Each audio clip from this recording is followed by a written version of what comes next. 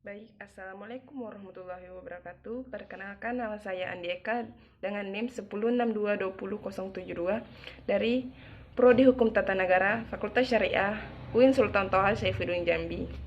Akan menjelaskan alasan pemaaf dan alasan pembenar dalam hukum pidana. Hukum pidana mengenal ada dua alasan yang dapat menghapus tuntutan pidana kepada seseorang, yaitu alasan pemaaf dan alasan pembenar. Alasan pemaaf yaitu alasan yang menghapuskan kesalahan pelaku.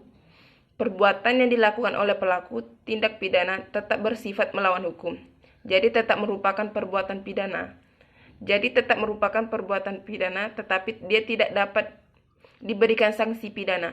Alasan pemaaf menyangkut pribadi si pelaku, dalam arti bahwa orang ini tidak dapat dicela menurut hukum. Dengan perkataan lain, dia tidak bersalah atau tidak dapat dipertanggungjawabkan, meskipun perbuatannya bersifat melawan hukum. Jadi di sini ada alasan yang menghapuskan kesalahan pelaku hingga tidak mungkin dipidanakan. Alasan pemaaf yang terdapat dalam KUHP pasal 44 tidak mampu bertanggung jawab, dan pasal 49 ayat 2 not where excess, dan pasal 51 ayat 2 dengan itikat baik melakukan perintah jabatan yang tidak sah. Pada pasal 44 KUHP memuat ketentuan bahwa tidak dapat dipidana seseorang yang melakukan perbuatan yang tidak dapat dipertanggungjawabkan kepadanya karena kurang sempurna akal atau jiwanya atau terganggu karena sakit. Tidak adanya kemampuan bertanggung jawab menghapuskan kesalahan meskipun perbuatannya tetap melawan hukum, sehingga dalam hal ini dapat dikatakan suatu alasan menghapus kesalahan. Untuk membuktikan apakah seseorang melakukan tindak pidana ternyata tidak dapat dihukum dengan alasan pasal 44 KUHP, maka kita memerlukan ilmu pengetahuan lain yang mampu membantu, yaitu psikiatri forensik. Pelaku akan dipaksa oleh seseorang ahli atau dokter jiwa, dan selanjutnya dari hasil tersebut akan disampaikan di muka persidangan.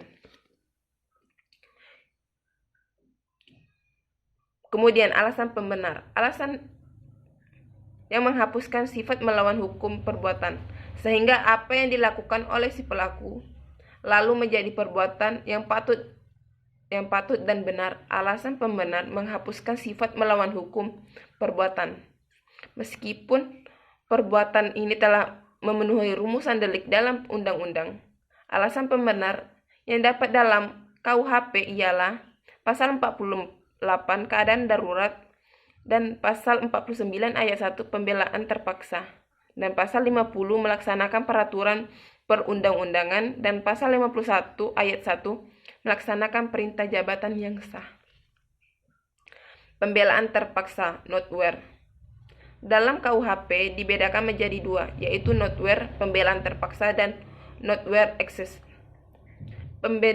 Pembelaan darurat yang melampaui batas terdapat dalam pasal 49 KUHP yang berbunyi ayat 1, tindak pidana barang siapa yang melakukan perbuatan pembelaan terpaksa untuk diri sendiri maupun orang lain, kehormatan kesusilaan atau harta benda sendiri maupun orang lain, karena ada serangan atau ancaman serangan yang sangat dekat pada saat itu yang melawan hukum.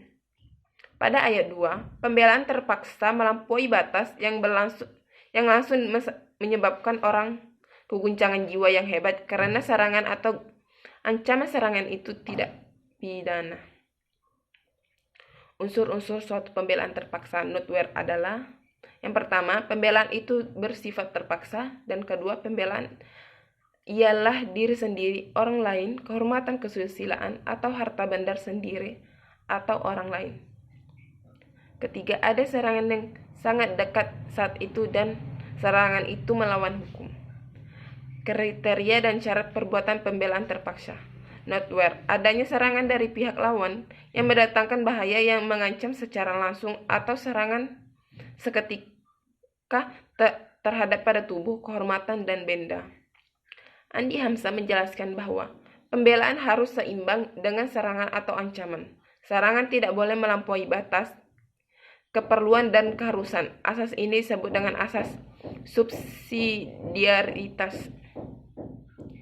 Harus ada keseimbangan antara kepentingan dan yang dibela dan cara yang dipakai suatu pihak dengan kepentingan yang dikorbankan. Harus proporsional. Tindak pidana pembelaan terpaksa notwear sering terjadi di tengah-tengah masyarakat saat ada serangan terhadap kehormatan. Dalam hal ini terjadi pada tindak pidana pemerkosaan, pencurian, kekerasan, dan sebagainya. Adapun kasus yang terbaru adalah kasus yang menimpa Martede alias Amak Sinta yang terjadi korban begal di Lombok, Nusa Tenggara Barat di NTB yang ditetapkan sebagai tersangka. Kasus ini bermula dari penemuan mayat dua pria bersimbah darah di Lombok Tengah pada Senin dini hari 11 April 2022.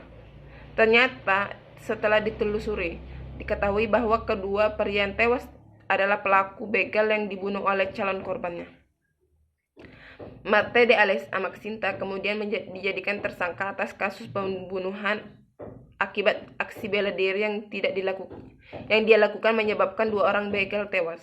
Kasus ini kemudian diambil alih oleh Polda Nusa Tenggara Barat dan saat ini kasus tersebut sudah dihentikan dengan terbitnya surat perintah pemberhentian penyidikan atau SP3. Adapun yang terjadi pertimbangan terbitnya surat tersebut adalah bahwa perbuatan yang dilakukan Martede memenuhi alasan pembenar sebagaimana diatur dalam pasal 49 ayat 1 dan ayat 2 KUHP.